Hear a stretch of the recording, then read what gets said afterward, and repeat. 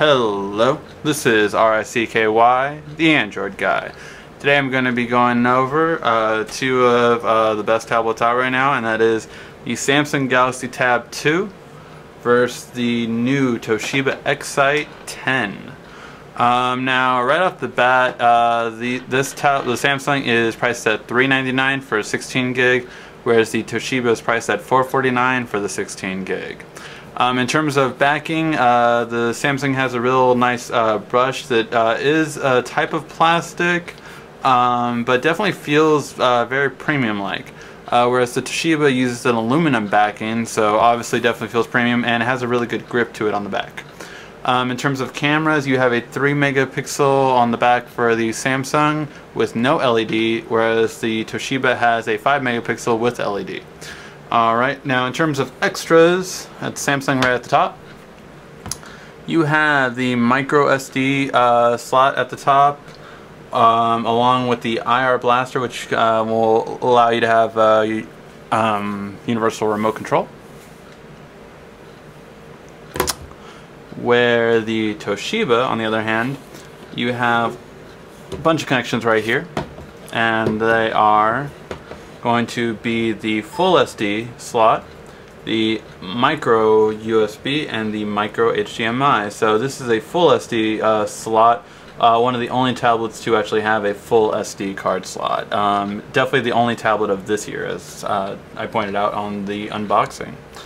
Alright guys, so now it's time to see which tablet is going to be the better one. We'll start off, as we usually do, with just what comes with it. They both actually have a lot of apps of their own that come with it. Now Samsung seems like they have more, but Toshiba actually just splits it up into Toshiba, Productivity, and Entertainment.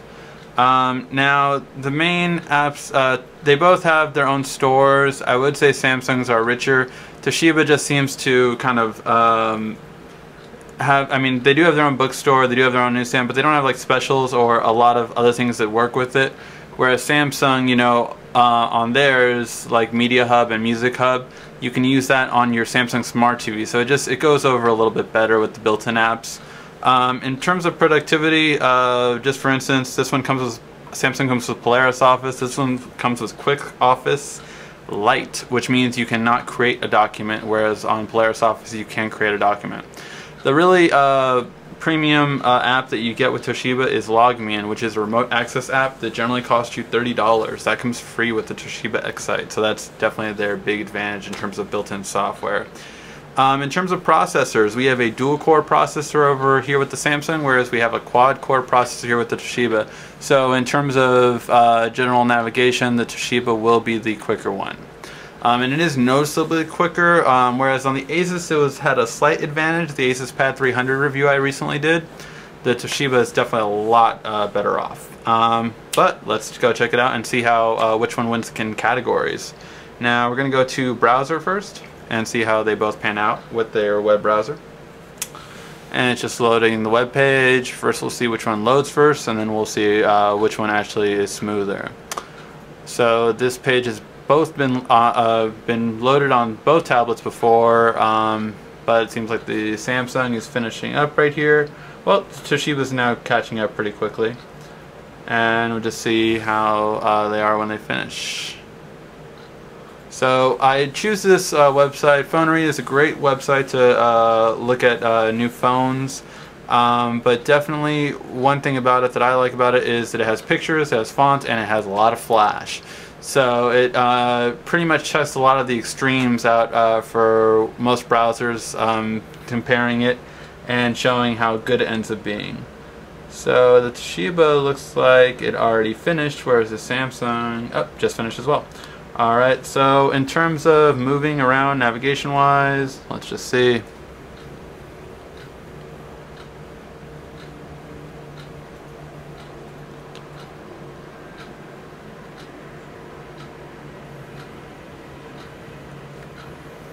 Alright, so one thing you guys kind of saw, Toshiba is generally pretty decent, but it has inconsistencies sometimes, and it's just one thing why I kind of give it to Samsung overall for web browsing It's generally fine, but if you notice on sometimes when I'm moving it, it just has like a little hiccup, and sometimes it gets completely stuck like that.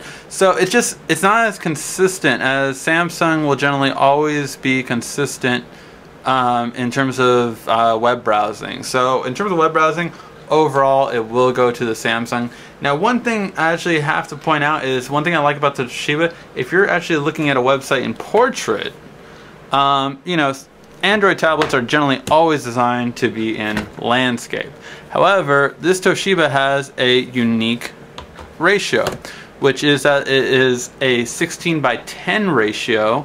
So 16:10, so it is wider compared, or well, from this angle it's wider now, but generally it's taller compared to every other Android tablet.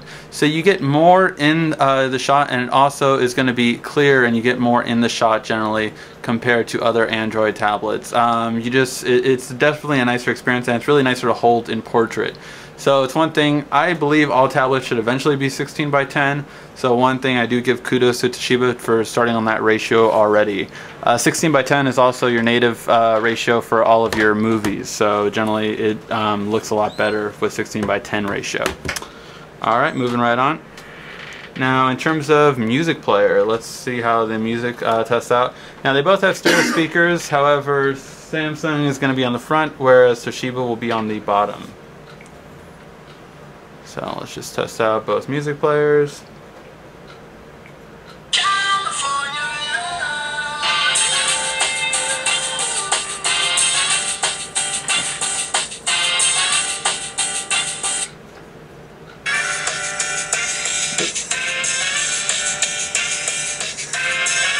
Sorry.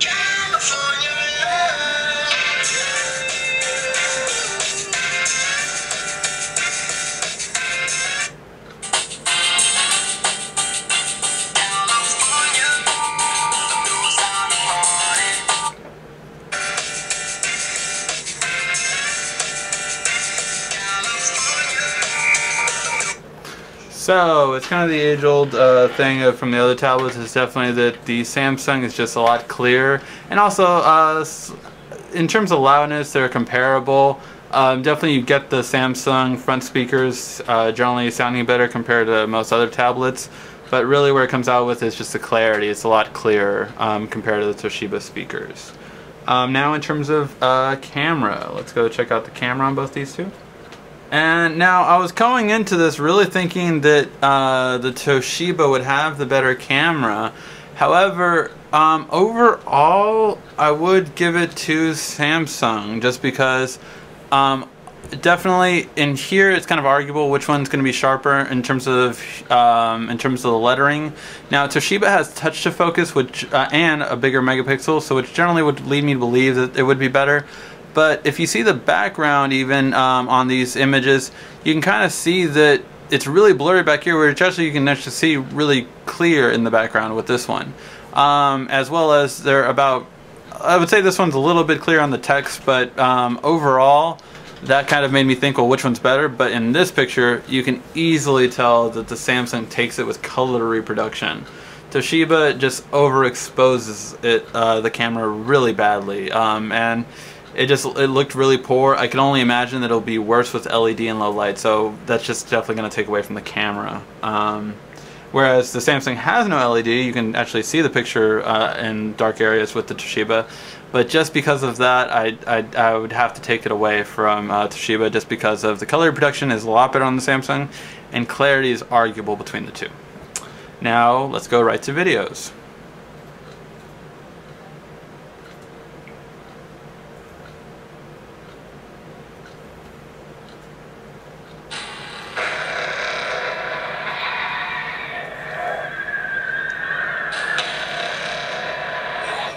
Started. We are hopelessly outgunned. Director Fury, I think it's time.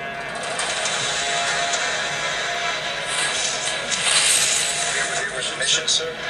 Back in the wall. Try to save it. Doctor, I need you to come in. What if I say? I'll persuade you.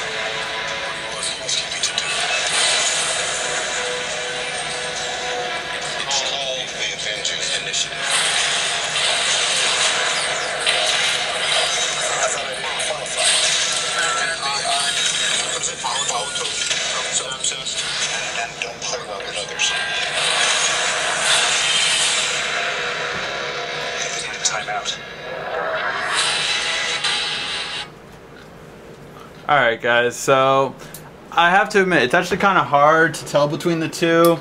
So I had to really kind of think of the best way to describe it. The Toshiba definitely does black colors brighter, so you actually can see like in dark areas, whereas the Samsung gives more of a theater kind of look to it. Now overall I gave it to the Samsung just because it does look a lot better. Now I'll tell you one thing, videotaping it, the Samsung is brighter with the black colors than the camcorder is able to show. It looks a lot darker on recording the actual tablet than it is in real life. So overall, I will give it to the Samsung just because of that, and also again because of the speakers, and the colors are definitely a lot better. So overall, color reproduction and definitely colors and sound will go to the videos for the Samsung. Now, in terms of battery life, the Samsung holds about a 10-hour battery life on average, whereas the Toshiba, although it's better than the old Thrive, it's still doing about an 8-hour battery life, so still not up to that 10-hour mark like other tablets have been. So let's go to the scoreboard and let's see who's going to win this. For look and feel, now this is definitely a preference. I myself had asked 3 other people just because it was so close, but overall, look and feel, most people went with the Samsung. The Toshiba definitely feels great, but it's just a little bit heavier in comparison to it. That aluminum grip on the back feels great, but overall just the look and feel goes to Samsung. Now, gaming is no question, it will go to the Toshiba just simply because it does have the Tegra 3 quad core, which is much better for gaming, and overall it just moves a little bit quicker on normal navigation. However, when we saw things like web browsing, it easily went to the Samsung just because it has more of a consistent steady pace on web browsing. Now going to music and movies, it does go to the Samsung just for the front stereo speakers as well as the color reproduction.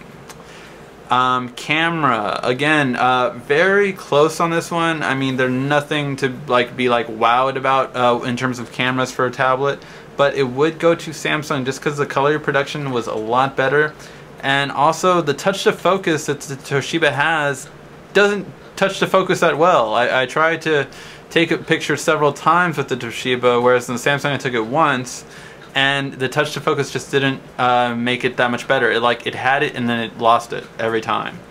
So in terms of camera, it would go to the Samsung. Now in terms of extras, it would easily go to the Toshiba. You have a built-in SD card slot, which is just really nice for a full-size SD. It's the only tablet that came out with it this year.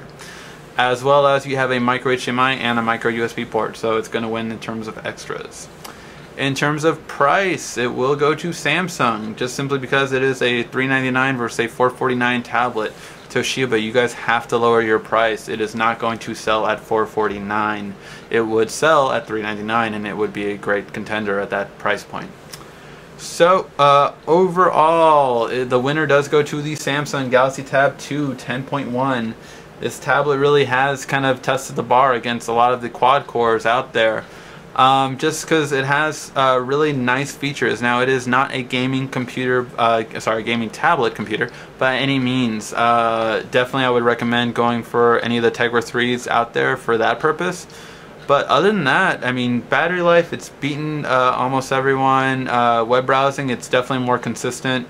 And it has a lot of things going for it. So, the Samsung Galaxy Tab 2 10.1 wins again.